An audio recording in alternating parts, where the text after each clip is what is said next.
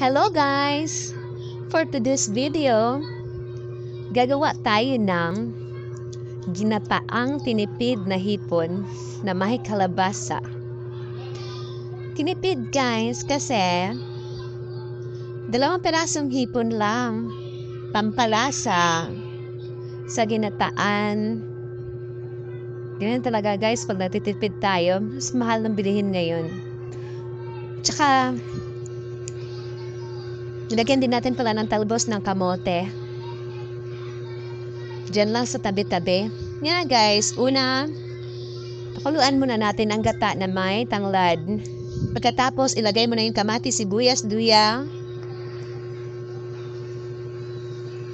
At, ano pa ba yan? Yun na yun. Then yung kalabasa.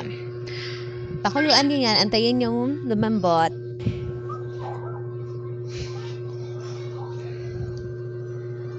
Pag nandyan ka talaga sa bukid, makakatipid ka ng mga gulay kasi nandyan lang sa gilid-gilid ng bahay.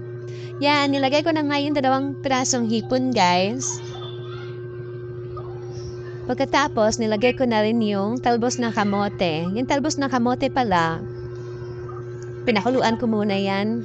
Tapos hiniwalay ko yung tubig. Ininom ko yung tubig yan guys.